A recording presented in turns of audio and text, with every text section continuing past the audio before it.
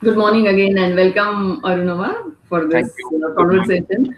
And we are really happy that you accepted the idea of having conversation with us because at Pratham Books we are trying to reach out to many more children in their mother tongue or their home languages. And here the translation becomes the key. And we want to reach out to children as authentic as we can, and that is why the discussions around translations, the cultural specifications and the related issues, they make us better equipped. So we are extremely delighted that you are here today. And Thank for you the for having team, me. yes. So as we all know, Arunava Sinha is a prolific translator. 56 of his translations are published. Recently, the one is by Talking Cup. Congratulations for that, Arunava. Thank you. And 56 is a huge number, and we are amazed to see the quality of the translations. Thank you. Yeah, and he has translated classic, modern, and contemporary Bengali fiction and non-fiction into English. He has won the Crossword Translation Award twice, and also the Muse India Translation Award. His translations have been published in UK and US in English, and the remarkable thing is these translations are further translated into other European and Asian languages. He is an associate professor of creative writing at Ashoka University, Delhi. And Arunava, as I was talking to the team, you have this very rare combination: translator, writer, and an academician. Generally, academicians do not translate, and the translators are away from the academic world. So I'm sure both of these worlds will reflect in the session today. And Actually, to be honest, I'm not an academician at all. I teach creative writing. I don't teach anything academic at Ashoka University. And I'm in, what we call a professor of the practice.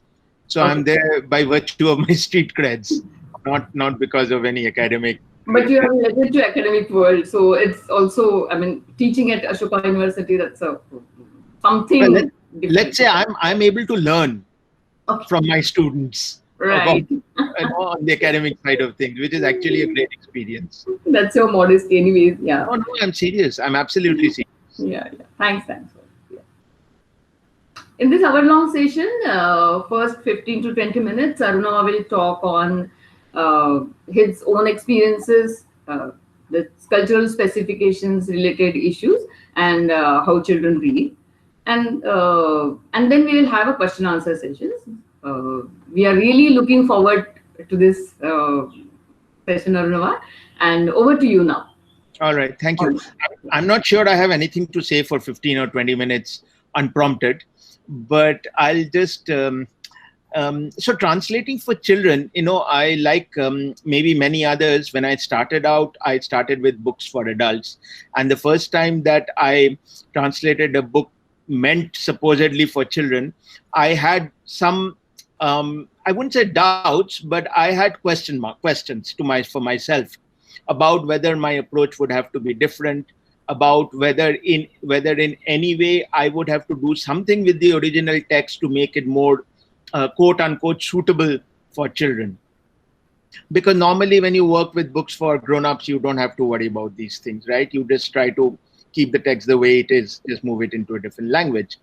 But almost into the first paragraph of the first time that I was translating this so-called children's literature, I realized that there is actually no way of applying this theory of changing anything in order to make it suitable for an audience of a lower age group. In that case, one would have to abandon the whole idea of translation altogether and go into a mode of retelling, as it were, take the original text and then rewrite it, if you want, with some notion of what you think is suitable for your audience. But there again, I realized that to presume on behalf of children is a very dangerous act. I mean, all of us have been part of the lives of children. I've been an intimate part of my own son's life, who he is now 17. But I've been, doing things with him from the time that he started reading, which was quite early. And I realized that at no point does a child think of themselves as a child in terms of having a limited capacity for understanding or anything. They dive into the text the way anybody else would. And they make their own, they navigate their own way through it. They make what sense of it they can. Sometimes they don't understand something, but then they ask questions. And they are very keen on understanding and on building the world in their heads that they see in the text. And perhaps unlike grown-ups, because they have less cluttered heads, I find that the worlds that they create in their heads are far more graphic and perhaps far more true to the text than we are capable of doing, because we tend to bring in our stereotypes, but they start from scratch. They have a clean canvas. So I at that point, I took a decision to not actually try to simplify or in any other way modify anything in the text that would make it, quote, suitable, unquote, for children. For one thing, a child is not an amorphous mass. When you say children, who are we even referring to? Are we talking about early readers? Are we talking about mid readers? Are we talking about pre-teens, the tweens? Or are we even talking about teens? The one thing very interestingly I discovered, and I'm sure all of you know this because you work with children's books, is that every child reads above their age when it comes to the people and the worlds that they're interested in. So if I asked my 10-year-old once, who do you want to read about? And he said, I don't want to read about other 10-year-olds because I meet them anyway in school and at play. I want to read about 12-year-olds and 13-year-olds because I want to know what it's like to be grown up, because that is where I'm going and that is where I want to be. So that I found very interesting. The second thing is that, sometimes we felt perhaps that there's too much of reality, or some of it is dark and some of it can hurt. It can create trouble. So I went back to my sources who read, and they said that, look, we want to read things that have some darkness in them. And I said, hey, what do you mean? And they said, look, we realize that people are full of both good things and these crazy things that they do. We look around you, we see other grown-ups, and we see they're always doing these very, very strange, crazy things, which we can't understand and explain. And then we've talked amongst ourselves, and we've realized that everybody has something in them that makes them do weird things. So we want to read about these things. We don't want to read only about saccharine sweet, perfect characters. We want to read about people who actually are driven by odd things. And then they told me something which is fairly obvious when you come to think of it. They said, do you think that we have super happy lives? Do you think that everything is perfect at home? Do you think that our parents are getting along brilliantly with themselves and with everybody else? And no, we have a lot of troubles and stress and difficulties. We also have great happy times, but we are not close blind to the idea that there are a lot of things that are not right in the world and in our own lives. So we want to read about them. We want to figure them out. We want to see how others are dealing with it. So these were real eye-openers for me. And I think for me, my conclusion was that then there is absolutely no need to shield the reader or no need to modify anything at all. And as far as language and vocabulary is concerned, I also realized this, that if the original work itself is in some way written for children, then translating it with a reasonable degree of faith, of fealty, faithfully, will ensure that the translation is also equally palatable and acceptable to children. You don't have to put in any extra effort. The original writer has actually done all the hard work there. So it seemed to me that as long as we are choosing books that we think will work well with our readers, with specific readers, after that, the act of translating that book is the same as the act of translating any other book. At no point really have I had to significantly change anything. One example, though, where I felt that perhaps I should, and then the editor agreed with me, was when I was translating, and this was for, I guess, teenage or young adults even, 3 Byomkesh Bakshi novellas, novellas featuring the detective Byomkesh Bakshi. And by this time, the Dibakar Banerjee's film had not yet been released, but then he'd appeared on television many times. So we figured that kids already had some kind of exposure. And many of the stories have Byomkesh smoking, and smoking in a contemplative manner, and he has his brainwaves while he's smoking. And we felt that all told, perhaps this is not the best signal to put out. I mean, one can, of course, keep it in there and then hope that there will be a discussion about whether this is right or wrong and so on. But we felt that maybe in this one case, there is no need to actually signal that smoking is great. I mean, if the kids grow up and smoke, they will anyway. But at least there is no need to let them see at this point, perhaps at an impressionable age, that their heroes are smokers. So that's about the only thing. And even now, I'm not 100% sure whether it was the right decision. But it was a call we took, no matter everything considered. And it seemed to be the less wrong call, as it were. Maybe not the perfect call, but the less wrong call. But other than that, we've not found anything to have to change, modify, simplify. However, I will say this, that sometimes translating for children is more difficult, because really the best writers for children write in a remarkably playful, light, and sometimes whimsical tone, which if you're a very serious kind of person in real life as a translator, it's sometimes hard to capture it. It flies past you. I think the toughest part of translating for children perhaps is actually reading the book the way a child would. Because we are reading it as grown-ups with a lot of baggage. And maybe what we are reading is not what a much younger person is reading in the same text.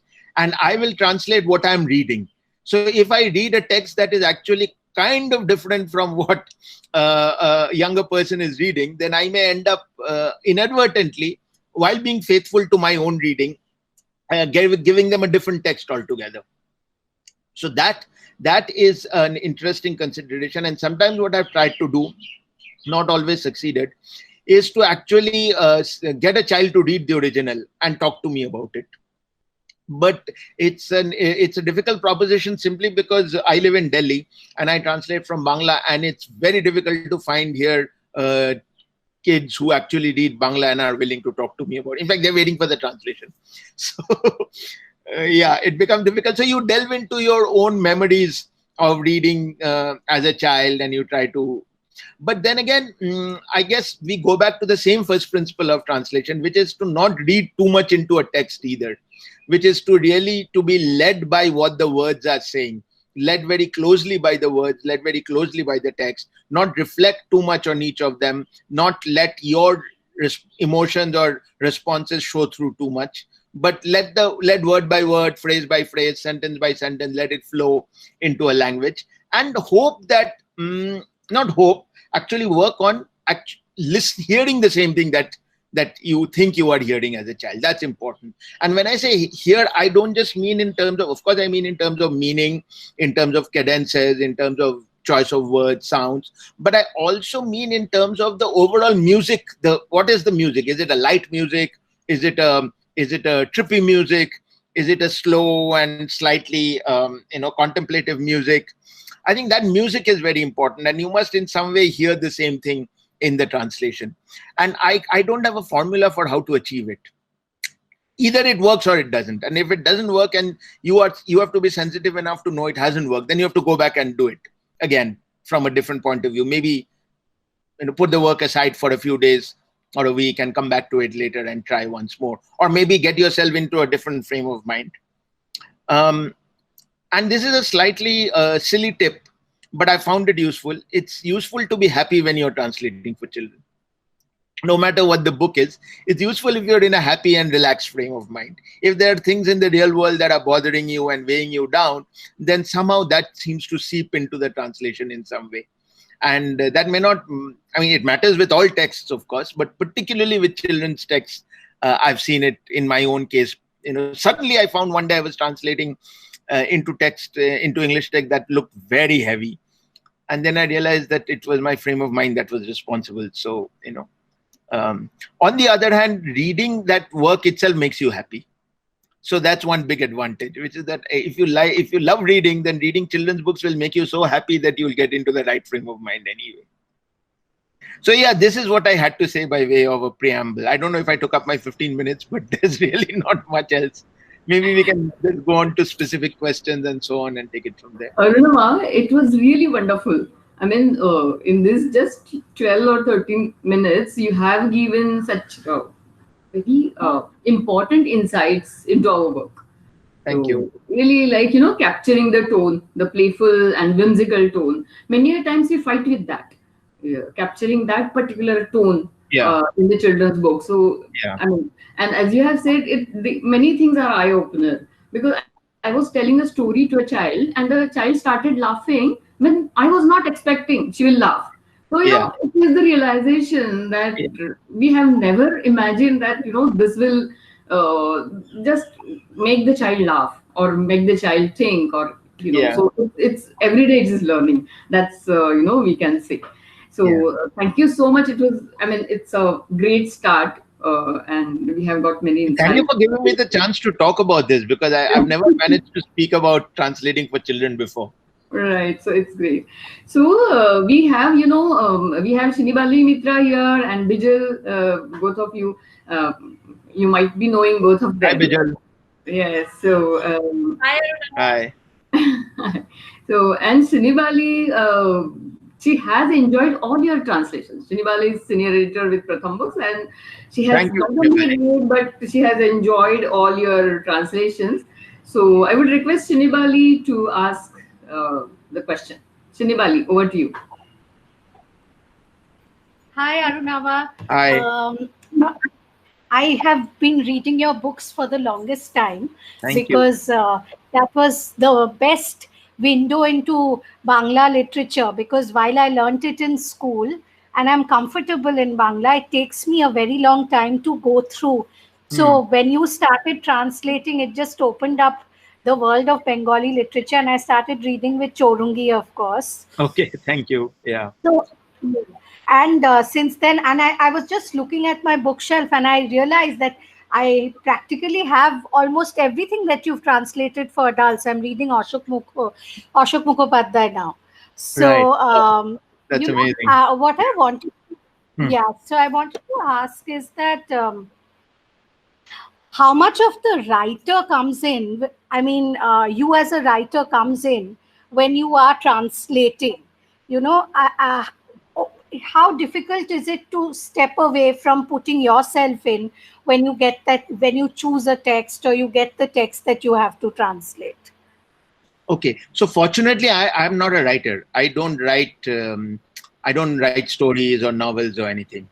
And in fact, the more of this fantastic literature I read for translating, the less I'm inclined to add to the noise with anything mediocre. So I think Oh, in that sense, it's not a problem for me. There's no writerly self that may intrude at any point of time at all. There is, however, an editorial self, because I've been editing for a long time, and sometimes you see text and you feel, oh, this could just be tweaked a little bit. This could be made different, and so on. But again, as a translator, that is not my job, so I don't do that. If somewhere sometimes it seems really clunky or awkward, and if the author is available for consultation, I do get in touch with them sometimes and just sort of very okay. gently ask, is this what you meant here? And very often they say, no, no, no, that is not what I meant. Then I said, then can you help me with what you meant? And then they tell me, and then I said, do you mind then if I translate your explanation rather than what I read in the text? And they're saying, yeah, fine, maybe we didn't get it through properly. So that little Uh, bit of editorial intervention, not without the author's permission, of course, sometimes helps.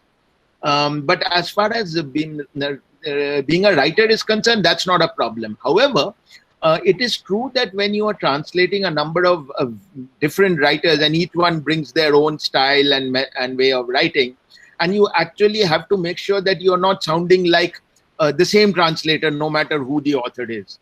Each book has to be different, and each book has to reflect that particular writer's voice.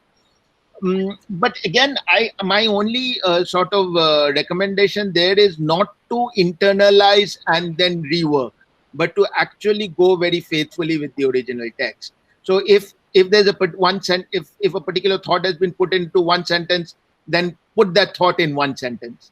If a particular thought has been put into a short sentence, try it with a short sentence. It's not a matter of, say, reading a paragraph and then absorbing it and then writing it in your own words. If you do that, then I think a translator will end up translating all books the same way. So that is True, important. Yeah. all your books read very different. I think the original writer's voice always comes through, because, and you have a, I mean, you have a very wide range. You have very contemporary writers, and of course, you've done classics also. So, how much of a role do you have in choosing the books? Is it all commissioned? Have there been books that you've kind of chosen and maybe got in touch with the publisher? How does that work? Well, it's The mostly choice. yeah. So mostly, translators are also scouts in India, because obviously an editor or a publisher will have some kind of intimate knowledge of maybe one other language other than English. So, and if you're working with an editor who does not know your language, in Indian publishing, of course, that was not the case with Bangla earlier. Almost every editor was from Calcutta, as it happened. So that was convenient in some ways. Now, fortunately, it's changed. I say fortunately because it's important to have diversity in the pool of editors as well, so that there's more of an urge to work on literatures from different parts of India. But yeah, having said that, mostly it was a question of translators working as scouts, identifying books that might be worth translating and then pitching them. So I think maybe 5 or 6 or a couple more may have been commissioned in my case, where the editor or the publisher said, would you like to translate this book? Maybe 10, maybe no, I don't think even 10. I think 5 or 6. But the rest are books that I have sort of found or somebody's recommended to me, and then I've pitched, and then the editor or the publisher in question has approved, and that's how it works. Okay. Super. Thank you so much. My pleasure. Yeah. Thanks, Arunava. Next question is from our Tamil editor, Sudha. She's from Bangalore, and she's one of the Tamil team members. Sudha, your question, please.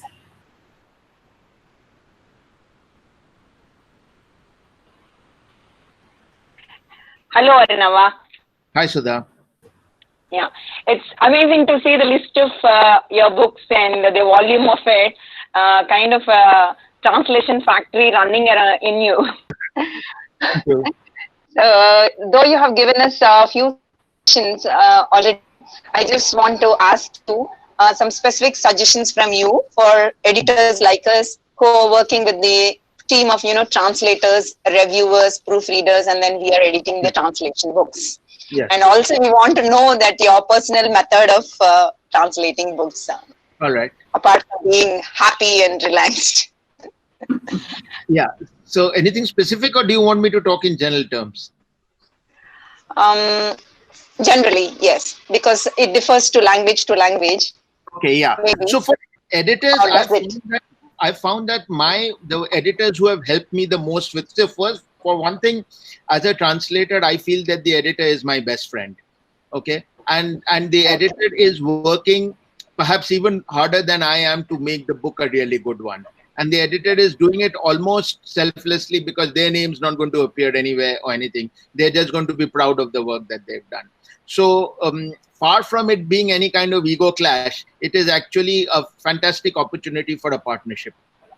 That's number one. I found that the editors who've helped me the most with my work are the ones who actually treat the text as a text in the new language, because then they're reading it not for accuracy, but for the quality of the text itself. They're reading it as though it was composed in this language. And so they are often able to spot things that may seem out of place. They're able to spot when the tone is off, when there is no consistency in the voice, when something is dropping instead of staying at the same pitch or same level as the original. And they're also able to spot the areas where questions arise in the reader's mind. Because I belong to the same culture as the books that I'm working from, I'm very often not able to consider something as a question. For me, it's dead obvious. Yeah, I know this, of course. Why should anyone even have to ask a question? I mean, every time, for example, I've learned, there's one of the biggest events in the lives of Bengalis, and particularly in the lives of children in Bengal, is the Durga Puja, right? Now, the Durga Puja is such a vast and gigantic concept in terms of all the associations that it has. It's far from being just a religious event. For example, one of the things about the Durga Puja is that you traditionally get new clothes, right? Now, it is so internalized that very often this will not even be explicitly stated in the text, but there will be a reference to the fact that somebody's got new clothes, or more likely somebody's not got new clothes, even though it's Durga Puja. So these are things that are so obvious to a Bengali person who's grown up in this culture that they may not even, they'll just faithfully take it into the new text. And then an editor will sometimes read that and say, what's going on here? What is the connection? And then, you know, you have to find a way to very subtly, without intruding on the text or without turning it into into a Wikipedia paragraph, find a way to make a very gentle reference which does not in any way sort of intrude on the original text. Okay. Sometimes you also take a decision not to do it because you feel that, okay, if the association is clear, even if it is not fully understood, it does not matter. Because after all, the reader is from a different cultural space. So you cannot expect them to understand everything. Just as when we read books from the West, remember when, I mean, all of us are, many of us, not all of us, some of us are in that age group where we grew up reading Enid Blyton, right? And you remember the food that we read about in Enid Blyton's books, and they made us, they made us hungry, and we longed for that food without having the faintest idea what it was, right? I remember reading about spam, and I wanted spam, and I wanted tongue, and I had no clue what spam and tongue were. But it was just that the writing made them seem so luscious and delicious that, you know, I want spam now. So you realize that sometimes the understanding need not be of the facts. The understanding can be of the emotion or of the sensibility. That perhaps sometimes is more important than the data. So, but it's important still to be sensitized to these. Sometimes you don't even realize that these things are there in the text. So a good editor will definitely do these things. And most of all, as I said, a good editor will keep the text or keep the translator's tone consistent, so that if there are any sudden discrepancies or sudden deviations, they will tell you what's going on here. And then maybe you go back to the original text and say, hey, you're right, there is actually a shift in gear over here, which is why it's reflected in the translation. But it's important to realize and acknowledge these things. Sometimes when you're working very closely with the text, you can miss the proverbial wood for the trees. You're so intent on getting all the words and phrases and intonations and sounds right that you're not stepping back far enough to sometimes, you know, see the overall picture. So that's been very helpful. And I really want a good editor all the time. And I want a good editor, and I want a good copy editor. And I always tell them, please ask as many questions as you want, suggest as many changes as you want, because, you know, it has to be a collaborative effort. There's no question of one person being able to produce the best.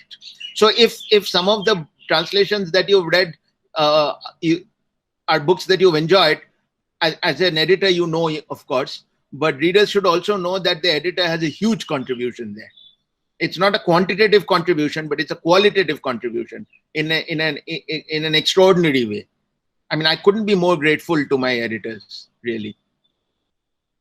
Thanks, Arunava. Yeah. You had one more question. Sudha, you had one more question. Yes, I wanted to ask you, what is your personal method of translation? Yes. Like you wear a reader hat first and then a translator hat, or together, or how do you do it? Yeah.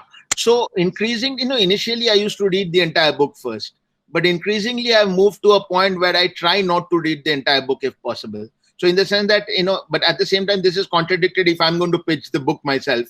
So sometimes I take these leaps of faith where I read a couple of great reviews, and then I read a chapter or two, and I feel that, okay, this book is worth it, you know, let's go for it. And if it turns out to be a huge disappointment at the end, then I'll just go to the editor and say, okay, sorry, it's not working. We'll drop this. But fortunately, that has not happened. The reviews pretty much take care of it. You know, they tell you whether the book disappoints at the end or not. So I find that reading it as you're going along is a tremendous advantage, because then you are able to be true to your first reading of the book. And that is essentially what you're trying to capture for the end reader also, right? Because they're also reading it for the first time. So you don't want to give them a text that comes from someone who has read the book 5 times or 3 times, and therefore in some way is a little distance from it. You read it too much and you get a little jaded. There's no excitement. that excitement of discovery, finding, oh, wow, what a lovely sentence, or what an amazing thing is happening here. And then you quickly want to see whether you're able to evoke the same amazement in the translation. But if you yourself are not amazed by the time you're reading the text when you're translating it, because you've read it 3 times over, then you're not even going to try and protect that amazement, right? So you're like, meh, yeah, so what? And then the reader is deprived of a response that they would otherwise have got. So I'm trying to follow that principle now if I can. Not always possible, but yeah. Or sometimes what I do is, if I've read the book, then I don't translate it immediately. I sort of put it away for a while so that at least there's a chance to do a fresh reading when I'm translating. And reading, of course, I mean, others have said this before, but reading really is the most intimate, translating is really the most intimate form of reading. I mean, not even the original writer reads the text so intimately. Oh, thank you. Thank you. Thank you so much. Answer. And next question is from Rajesh. He's our senior Hindi editor, and he knows the language. So he has also read from Bangla. Rajesh, your question. Hi, Arunav. Hi, Rajesh. Hi. It's so nice talking to you. And I must say that I am kind of fan of the prolific kind of work you do. Thank you. Translating from the classics right up to the modern stuff. So you've done whole range of stuff.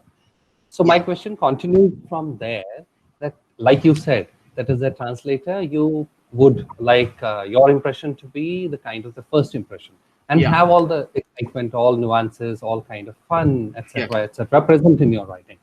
So is it any different when you did translations from the classics or modern, from Bangla to English, and when you do vice versa, for example, from English to Bangla?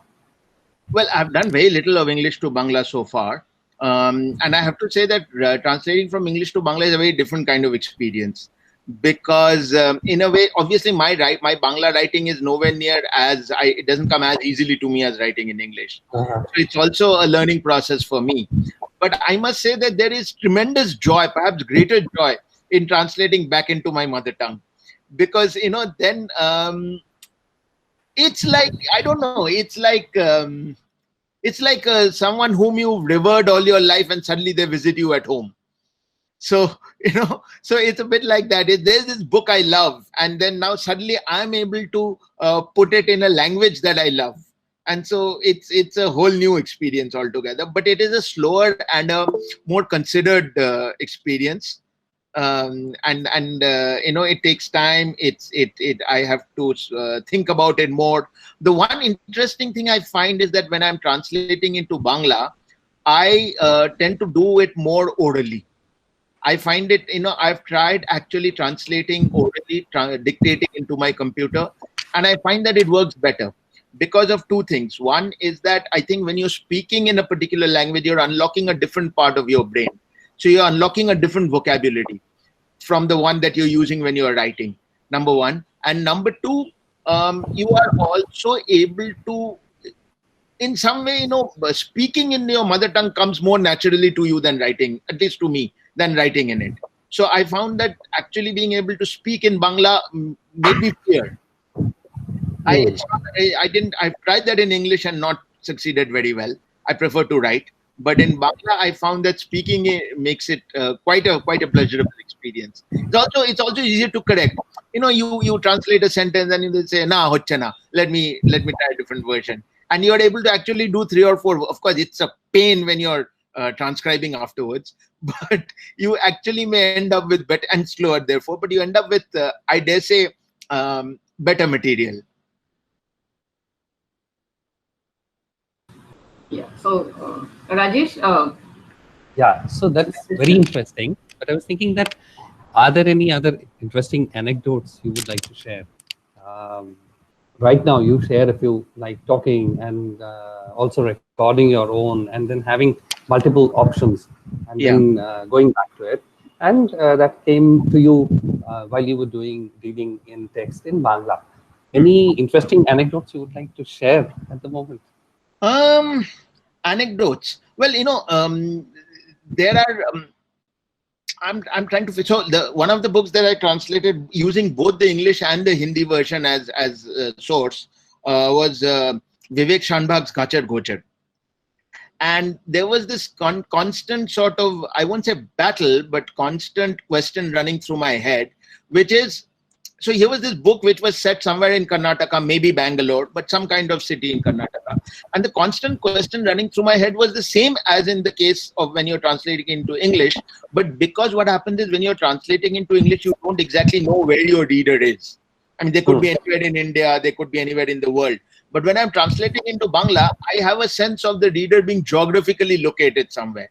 I mean, they're more likely than not all of them obviously, but they're more likely than not to be located in the state of Bengal. Maybe many of them are in Calcutta. So when I'm thinking of a metropolitan city in Karnataka, I'm continuously worrying about whether I'm turning it into Calcutta in my head.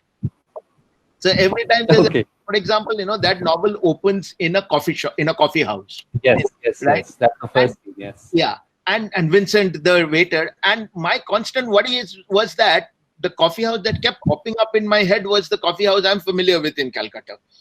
And I had to try of course, if you're being led by the original text, it's not a problem, but I still had to make sure that in no way should the Calcutta coffee house intrude on this, whatever this image vision of the coffee house is. It should be left to the reader to interpret the way they want.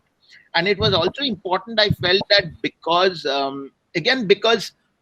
for all our familiarity with English, I realized that when you're writing in your mother tongue, it is so much matter of something happening in your own home. Even if you speak English in your home all the time, the fact is that we live our lives in I think most of us live our lives in our mother tongues, like it or not. Yeah. Yes. No matter how much or how little we use it. So it becomes so familiar as soon as it's put into that familiar language that sometimes the distance goes away. And that's a trap. Because after all, it is a novel set in Karnataka. It is a novel set in a different space amongst people who have certain different sensibilities. And it's a trap that, you can easily start placing these people in your own lives and your own familiar milieu. And then before you know it, you turn them into Bengalis. Right. Especially, and just the language is doing that. I mean, it's not anything. It's not some rewriting or some psychological transformation. It's just that the language, the very fact that you're reading it in Bengali automatically makes you think of them as Bengalis, right? In India, the interesting thing about English is that when you read a text in English, you cannot automatically think of the characters as belonging to any particular group of people, right? Because everyone speaks English. Right, so that's a great advantage that actually allows you to maintain that distance and allow the original setting of the story and everything to come through. But in an Indian language, you read it in Hindi, and you are immediately thinking of it as people around you, where in your Hindi speaking space. You read it in Tamil, and you're thinking of people around you in your Tamil speaking space, right? So that becomes sometimes you feel, why not? What's wrong with that? It's great if my readers feel that is happening around them. But then you realize that's not right after all, because that is not where the original novel, original work is set. So however tempting it might be to sort of make it appear to be very familiar and close by to the reader, that distance must be maintained. That's important. So in this case, does the original words or keeping a couple of original stuff or terminologies intact help? Absolutely. That, for example, I really resisted the temptation of Bengaliizing the kinship terms. It would have been easy to do that, but I insisted on keeping it the way it was, so that you're constantly reminded as a reader that these are not Bengali speaking people after all, even if they're speaking fluent Bengali Bangla in the novel. So things like that, maintain all the geographic markers, and if a thought appears to you as being from a different space, let it continue to be in that different space. Maybe, not take a proverb and turn it into an equivalent Bengali proverb, for example, or expressions or idioms. Let them appear a little strange. So what you are talking is really so important, because you're talking about that trap. And we have experienced it so many times, because most of the books we translate are from English to our mother tongues or home languages. So thank you so much for putting it so nicely, clearly, and But I must also tell you this, that there is no one right approach to translation. I'm only telling you my approach, okay? But there are at least half a dozen other approaches which are equally valid and they work equally well. So no, I don't think anyone should again be trapped into following one strategy alone. Excuse me a moment. Yeah.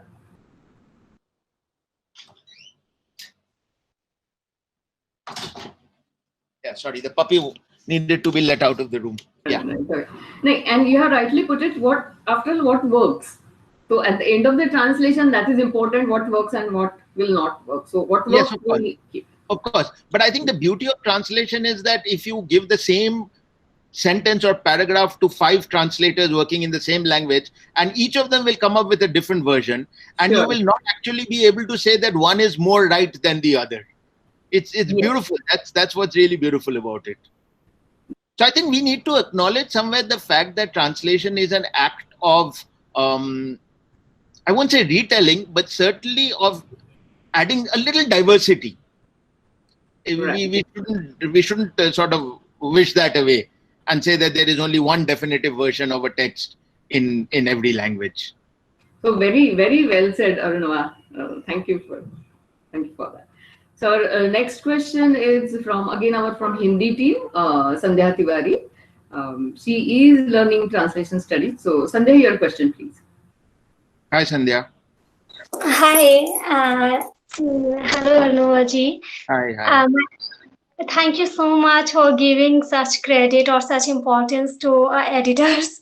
I have never heard like this. So thank you so much for that. Thank you for being an editor. Oh, may I ask my question in Hindi? Of course.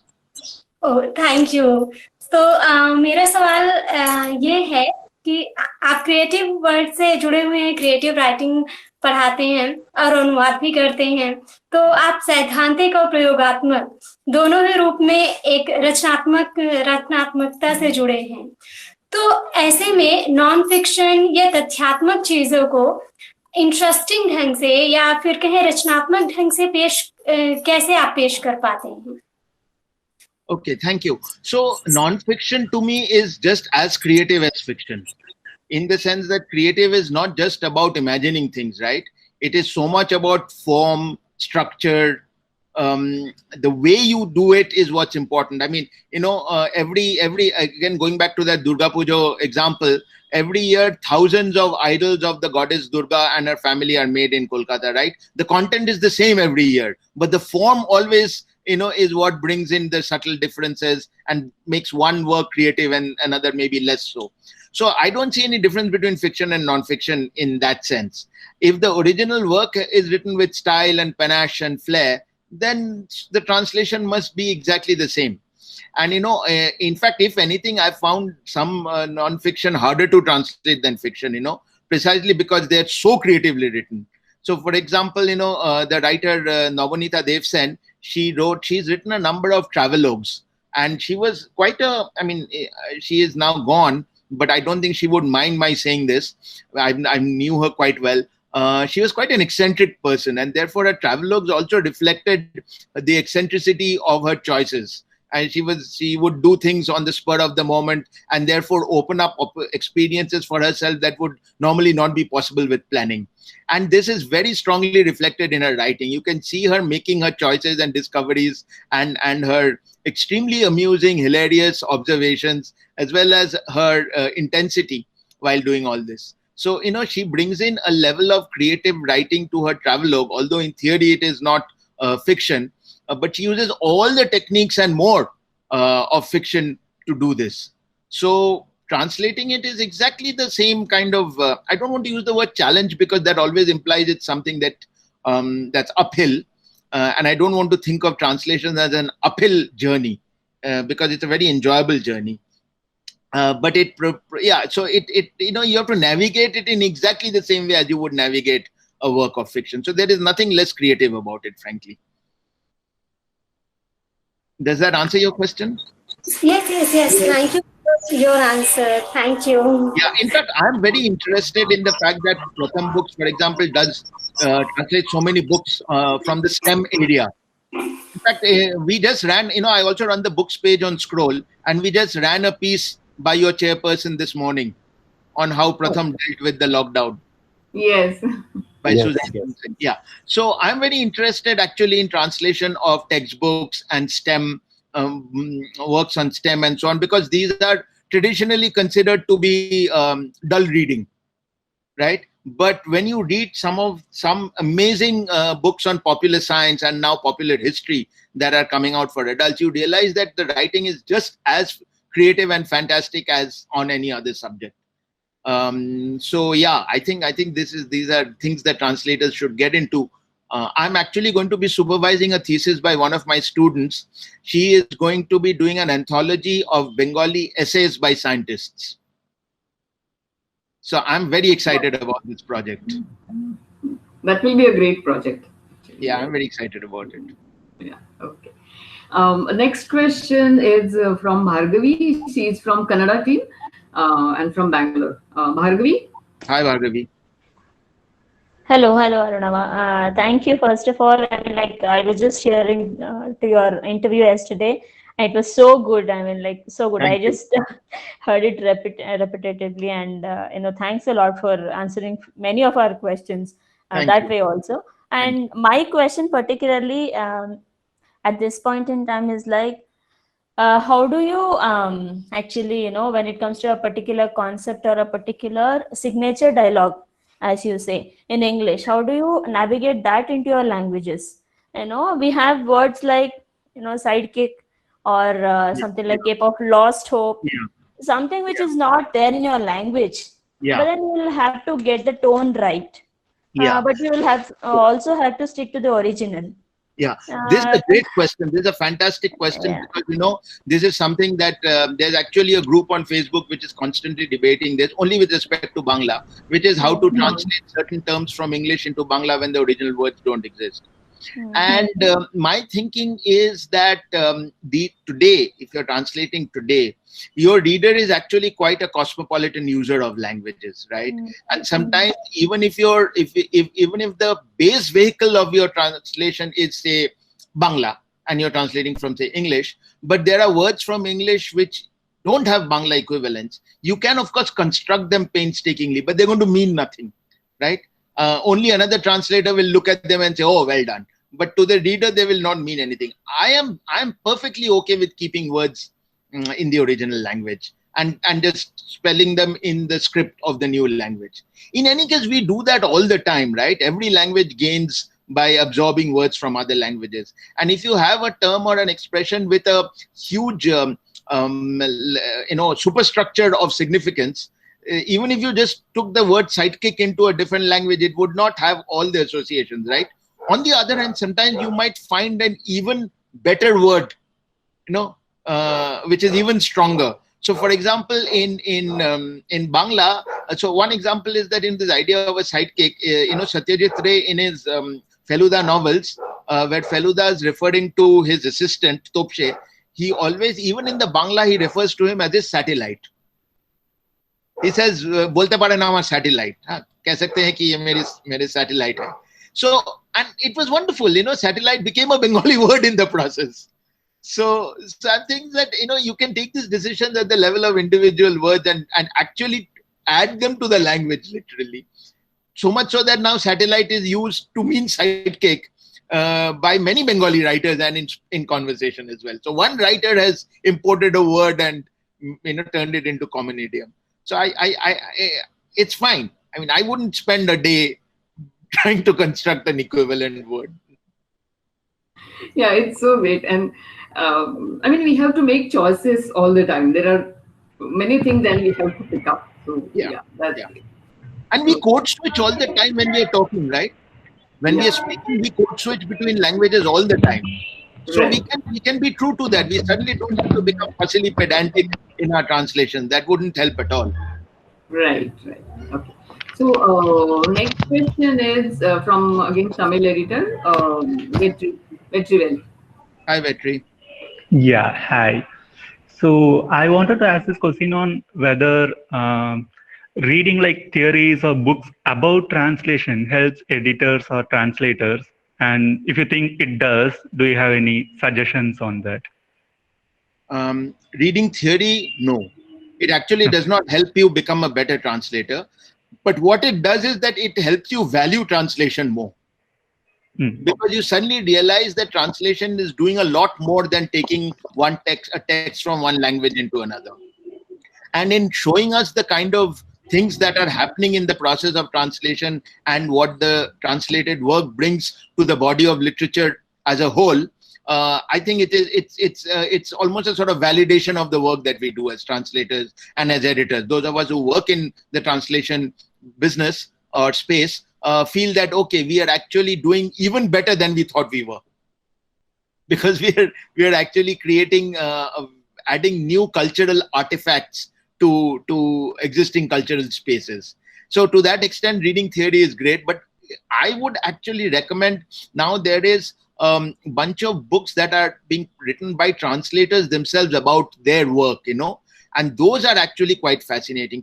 To start with, I would really recommend reading Gregory Rabasa's book, If This Be Treason, which is where he writes about his various translations, and he speaks in a non-academic language, but he speaks with so much insight and depth that it's brilliant. It makes you realize some of it it sort of tells you, yeah, this is what's going on, and some of it you read and say, wow, I didn't know this was going on, but he is right, this is what is going on. Then there's a book called This Little Art by Kate Briggs, which also I'd recommend hugely, because it's a very pleasurable experience of reading about translation. There are some great essays by Tim Parks, which are well worth reading. In India, there are very good essays by Rita Kothari on the business on translation and languages, which, while slightly academic, she's very lucid. Her academic work is extremely lucid and is very, very enriching. So one of the points she makes, for example, and this actually has fed into my translation. So to that extent, I would say theory does enrich practice. The point she makes is that if you try, we tend to think of languages as watertight boxes. So Bengali, Hindi, Marathi, Kannada, etc. But she said, if you travel from the extreme east of India, say from the Arunachal border, and you travel to the extreme west, say to Gujarat, and if you were traveling overland, you would actually not be able to tell the points at which one language becomes another. So the words start changing gradually as you travel. And before you know it, suddenly you realize that you have moved into a formally different language. But for the people who use those words, they don't care. They are speaking the language of their life.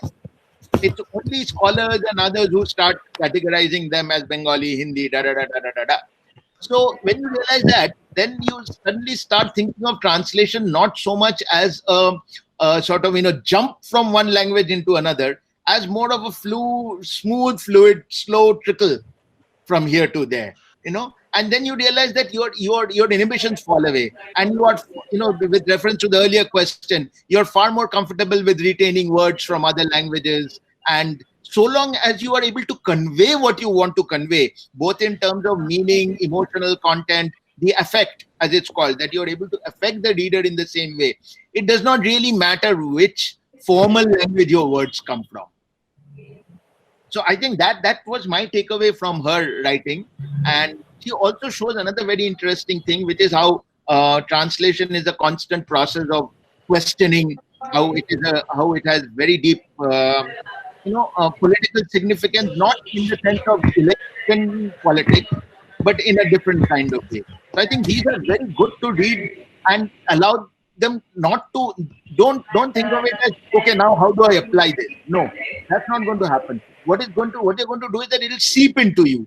And when these things seep into you, inevitably they will be reflected in your practice. Sometimes I don't even know consciously how they're deflected, but I know that every bit of additional reading I do on translation, it surely in some way affects what I'm doing. And hopefully it makes me a better translator. So reading about translation, reading translators, reading their interviews is very enriching. And now the internet offers such wealth in that field. Yeah, great. Thank you. That's a really useful answer. Thank you. Yeah, and again, thanks. It was really good, and you have suggested few books, so definitely we'll go through them. Yes, please. Next question is from our Marathi editor, Sushrit Kulkarni. Hi, Sushrit. Hello, sir. Hello, My question is, in this age of artificial intelligence, most of the European languages are getting translated by machines, like APIs by IBM Watson or Google or Microsoft. The translators are now reduced to post editors, means they just correct the machine translations. What will happen to Indian languages? Means how we will survive and thrive in this digital economy. So are you saying that this is the method being used by literary translators as well? Thankfully, this is not happening in literary world, but for non-fiction, it's happening a lot. I mean, it's more for technical literature and manuals and so on, which is fine. Yes. Let it happen, and it's a good thing. If that happens, then more translators become free for literary translation. But I don't think literature can ever yield its riches to an artificial intelligence program. It will never happen, for the simple reason that the whole logic of AI is logic.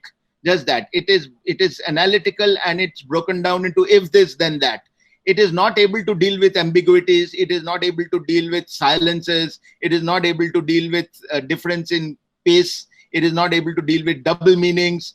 And above all, it is not able to deal with cultural nuance. So I don't think that will ever happen. But to be honest, if a machine could actually do a first draft for me, I wouldn't be unhappy at all. Because then it would mean that I could actually go on and do a fantastic second draft with less effort on the first draft. So I'm willing to give everything a shot, frankly.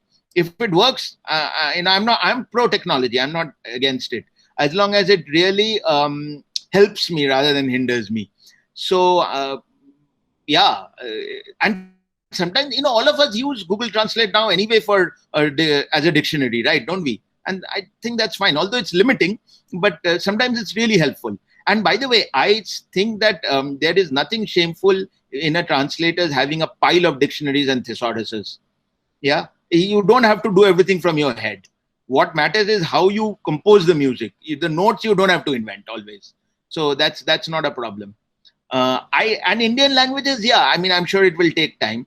Although so many of the world's technology experts are from India, but I guess that's not where the market is, right? And they're led by the market rather than by their innate abilities. I think our generation will be fine. We won't have any big challenges to our existence. And most of the translators are using this like dictionaries and whatever is available online, or the first drafts also. So they are doing it. Yeah, it doesn't matter how we get there. The question is getting there.